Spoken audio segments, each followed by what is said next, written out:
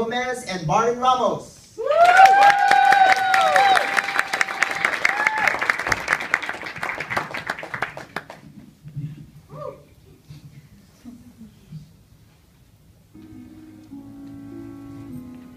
All I ever dreamed of, actually, all I ever dream of, is being a star.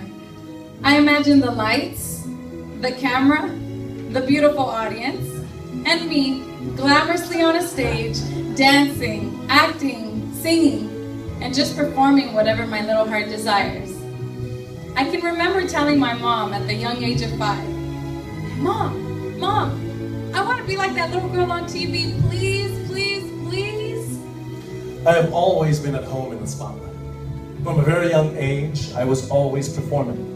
So my parents, recognizing something special in me, signed me with an agent, and I got my first television commercial at the ripe age of 3.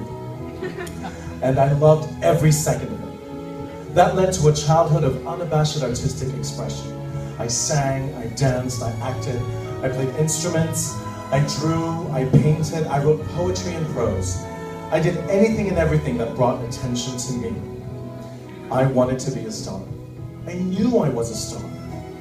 But all that also nurtured in me a great deal of insecurity, arrogance, and a constant need for affirmation.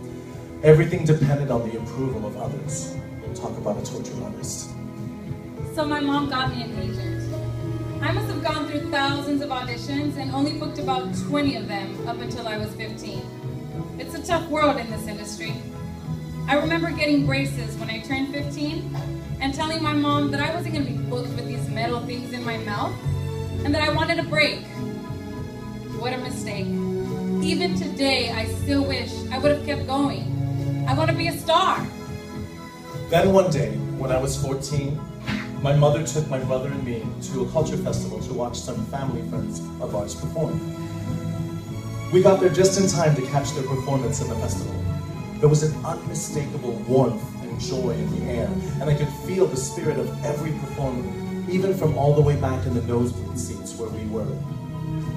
After the finale with all the performers on stage, easily numbering in the hundreds, a tiny little Japanese man stood up and started to speak. He spoke in Japanese, so I didn't understand a word he said, but my heart did. And I left that stadium with an inexplicable feeling of hope, inspiration, and encouragement. It was then that my mother told us she had started chanting, that she had converted to Nichiren Buddhism, and was part of a growing international world peace organization called the SGI.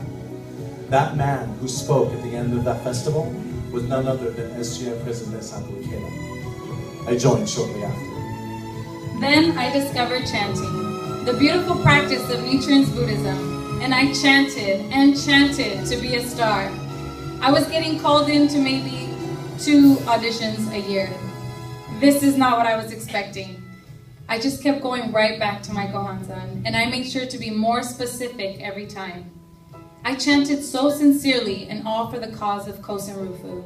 And although I wasn't getting called to auditions, I have been asked to sing for SGI district meetings, to sing for World Peace Prayers, became the Young Women's District Leader for Diamond Bar, and I had the honor of singing for Linda Johnson with the musical theater group.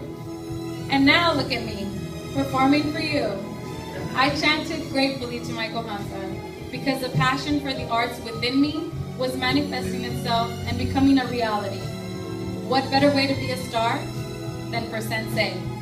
My mother told my brother, father, and me that since we were all practicing now, all of our dreams would come true. We just had to chant for it, and we would be able to overcome every obstacle we faced.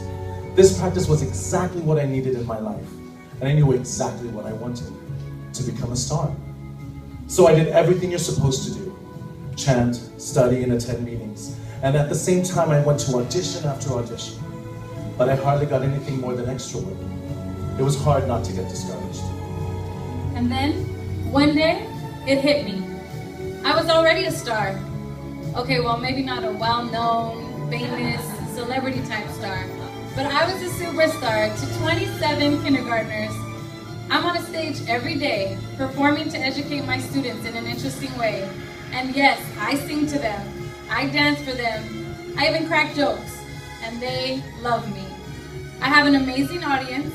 They run up to me all the time want pictures with me, and all of them asked for my autograph on their report cards, but it still counts.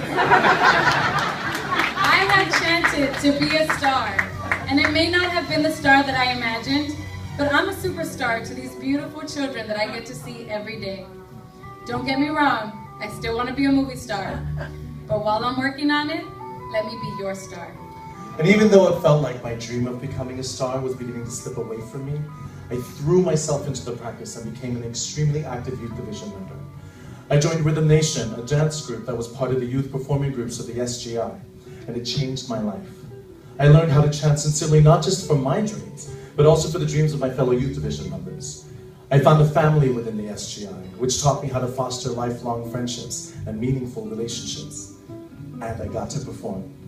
From world peace prayers just like this one, to community events like the LA Marathon, to huge festivals at such venues as the Redondo Beach Performing Arts Center and the Los Angeles Coliseum.